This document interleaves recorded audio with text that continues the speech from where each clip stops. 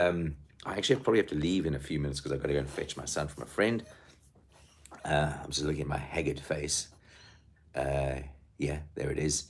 So I thought I've got nothing to do other than I thought I'd try and make the world's most boring video. So what I do need to do is the video I made yesterday is finished.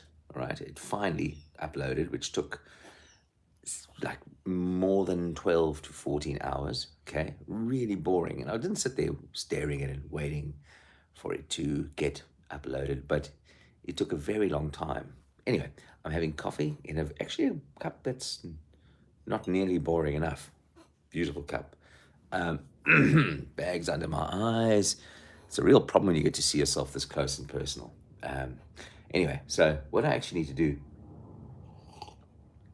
this is how boring this video is going to be. What I have in mind is to engage you in the process of uploading a video.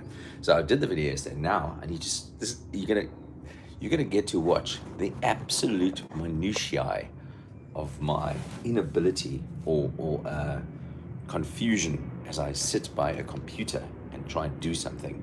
I don't think I'm going to be able to do it, actually. It's going to be harrowing. All right, going on. Switch it on. Okay. And now we wait. There's this weird stuff here. Something wrong with my computer. I think the battery's a bit stuffed. So hit enter. Ignore what it says, just in case there's something terribly wrong with my computer. I don't want to know about it. Okay, go live. The heater is on, which is really nice. It's kind of cold, a little bit rainy outside. See, I'm talking about the weather. That's really boring. Okay, stay. Okay, good. Time is 10:33 in the morning. I think I have to leave here in about 10-15 minutes to go and fetch, which is a little bit painful, but I will do it because it's my parental duty. And right, the computer is now on. And what I need to do is now go to YouTube. This is going to be weird because I'm going to go to YouTube. You're on my phone, okay? And I'm going to go to YouTube on the computer. Let's see what that does. Go to Chrome. Okay. And then we go to, see, it opens up on Edge, okay, which I really don't like. It has all these adverts. I'm going to close that down. And what has like headlines from Sky News, which I really don't want to see. I don't want to get sucked in. You know what I mean? You know what? Sucked in. All right. So go to YouTube. And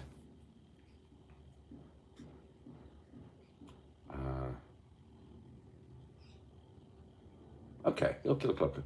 See out there. Let's go live. Click on that. I think I'm confusing this machine, all right? Because oh, this is very funny. And it's probably going to be a problem. I'm sure we're going to get feedback. But let's just do this. Turn the computer around and let it look at itself. It'll take a couple of seconds. Let's just do this. Turn the computer around. Let it look at itself. It'll take a couple of seconds. See? Oh, that's weird. There it is looking at itself. Get all the stuff. Don't need to see that. Ukrainian army liberated troops. Michael Sugru, good philosopher. So that's kind of weird. Look, get this. See if we can get some odd behavior. Good philosopher. So that's kind of weird. Look, get this. Got it. Get some odd behavior. Got it. I'm actually really confused right now. What's happening?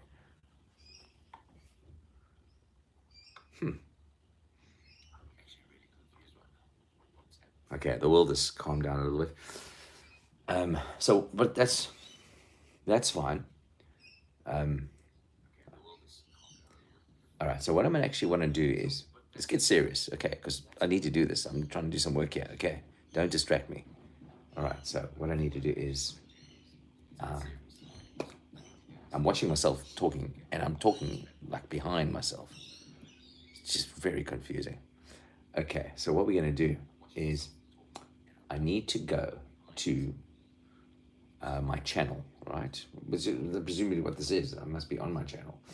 Okay, there it is, your channel. Click, click. Do you want to watch this? Is it something you want to see? I know. I'm going to put this on there. Don't knock my coffee over. Oh, God, don't knock the coffee over. That'll be a disaster. Okay. This is going to be so... All right. So just for a second, there I am live. Now, what I want to do is go to the last video I made. So to do that, I'll go to your videos. I love that I'm now giving, this is really good. I'm now giving a lesson on how to upload things on the computer. Let's go to live. Okay, there we go. So, big bunch. Thank you. Maybe the most. Where is that one actually? Because I know it should be there, but it's not. It's there on the phone. Okay, I don't think it's going to work. It's there on the phone, but for some reason it's not appearing on my desktop. All right, so that's kind of a little bit weird. It probably is there somewhere, but I can't quite figure out where. So, yeah, this might be more boring than I initially intended. So I can't do that because it's not there. I'll find a way to do it, and then we're going to post it on various social media why am I doing that? Why am I posting this video? Because I said I was going to. So did I say anything in it that was of any profound value? Well, you know, I mean, a couple of things I said, I only, you know, when I look back on things, I only noticed the things I didn't like, and they kind of obviously hit a big smack of adrenaline or something, and some chemical signal goes off in my brain and says, oh, I didn't like that, and it kind of then creates a heavy feedback loop. And it's, so the thing I didn't like that I said was, I said that I felt I was apologizing for some of the work I do. And that's a habit of mine. That's something I need to address, because I believe in the work I do. And every now and again, I start getting self-conscious about it, and I feel like I'm apologizing for it. So when I said I was doing the work, inhabiting the character of the scientist as an artist, I then can get to ask the question if the machine I'm making is a valid model of myself. And that felt like an apology. And the most important thing about that is, whether I'm inhabiting a character or not, it is about asking the question. That's all that's important. You ask the question in any context in which you find yourself. And that's what's important, because it's merely by asking the question and allowing yourself the freedom. So maybe this is where it becomes important that you're doing this in the character of an artist. Because then there's a certain way in which you can address the question, which obviously has its own restrictions, but it has different restrictions or different constraints. Let's not use the word restrictions, because they're constraints, and they are, excuse me, they're important constraints, because the way that science works is it's a constrained system. There's certain ways that you can and should ask questions. There are limits to the kind of questions you can ask. As an artist, there are different limits, but it's a different system in which you can ask questions. So the important thing is the asking of the question, and then letting it unfold, letting the consequences of that question unfold into where it's going to go. Even this project here, the iteration, the daily appearing here on YouTube, I'm asking a question. And if I knew the answer to that question, I wouldn't be doing this. I don't know the answer to the question. What is the question? The question is a good question. What is the question? The question is, what's a hypothesis? Let's call it, rather than a question, a hypothesis.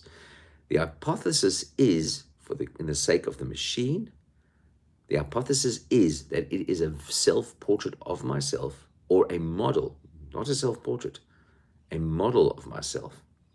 And if I measure that model, observe its behavior, will I come to a deeper understanding of myself in the world? That's the hypothesis.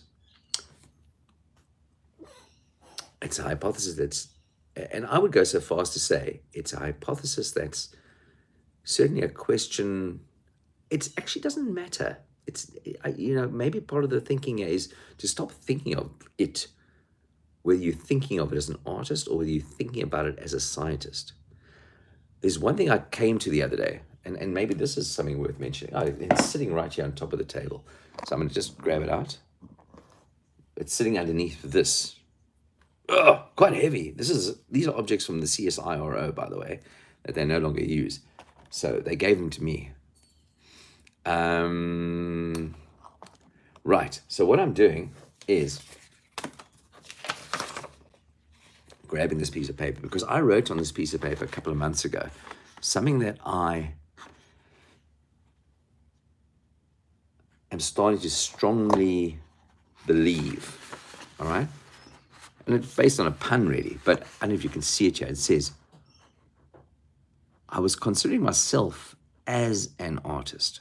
And I thought, I'm two things. I'm formally an artist, and that's as in former, was one, but also formal, as in a serious one. So it's on that, sits in that uncertain zone of being not an artist, or having once been one, and being a very serious one. It's oscillating between those two states. And that oscillation is, again, I think, really important, because you don't ever want to be caught up in some highly constrained box. I met a very interesting Aboriginal artist a couple of months ago at the in Bondi, and he's a musician. He plays music, but he says in their culture, they don't think of themselves as an artist or a scientist. They just are who they are, and things materialize or discoveries are made in whatever context. It becomes very constraining if you start putting yourself in those boxes. So one of the discoveries I made, and it's actually the other word that really resonates with me, is the word unhinged.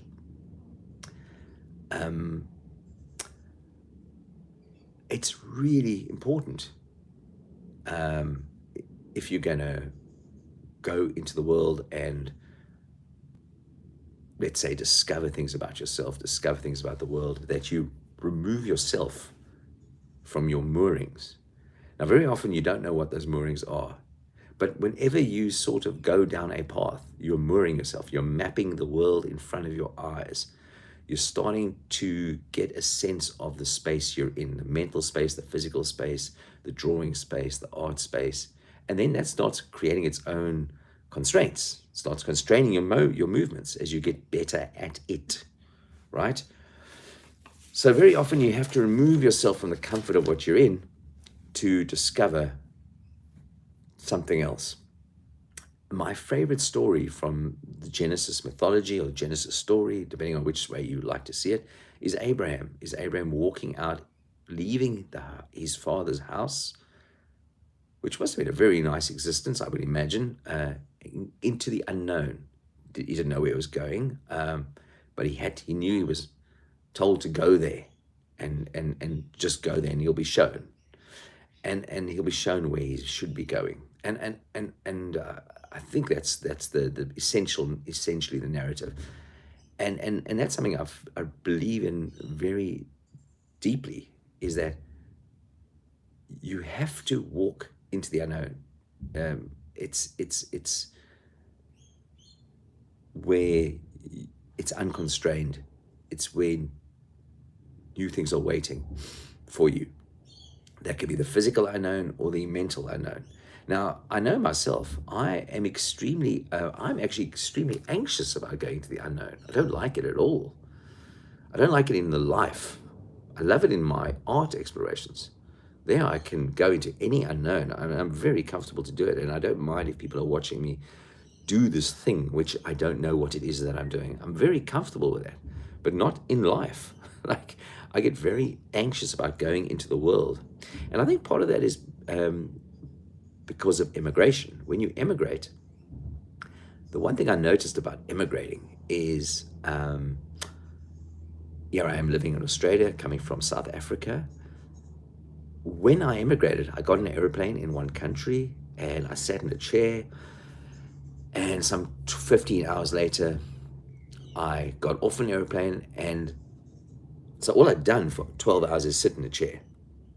I got up, got off the plane, and my world had completely shifted underneath my feet. There was nothing familiar. I think maybe when we used to travel, we used to do it more slowly, right? We used to see the world unfolding beneath our feet, and that gave us a sense of always never being in the unknown, or the unknown materializes in a way that's predictable. Yeah, it's kind of insane if you think about it. You sit in a chair and the world, if you just, if you don't think about it, it's something, how the world changed. And your brain is definitely dealing with that. It's dealing with the fact that, whoa, because, our brains didn't evolve in the time of air travel. We just do that now. We get on a plane and so we talk to people in different time zones. I mean, these things are tremendously insane. If I pick up the phone and call my mother in South Africa, I'm talking to somebody in a different time zone, in a different time. These things are magic. Our brains don't quite know what to make of that. We have to teach them. But so maybe one of the things that so in life, that unknownness of being in a new place, even though I've been here for 2008, so I don't know, many years, is still something that drives a lot of what I do. Is this, affects who I am. And maybe, I mean, there's a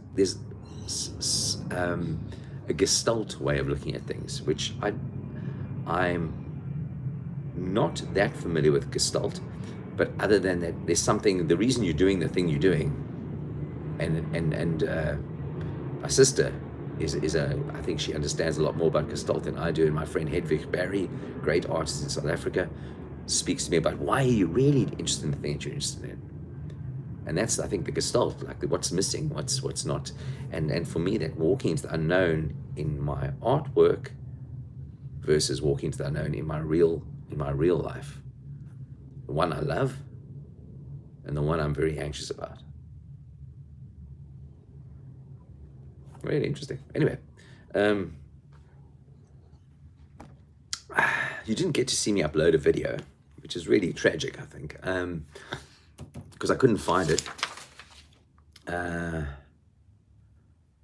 But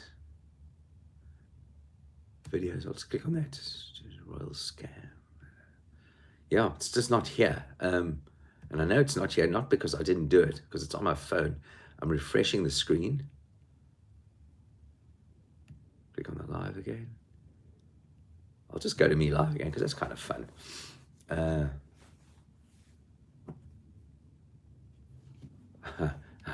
It's sort of, I'm lying on my side on this thumbnail. Anyway, all right. All right, I think that's it. I think I'm going to call this one. Yeah. Suffice to say, have a nice day.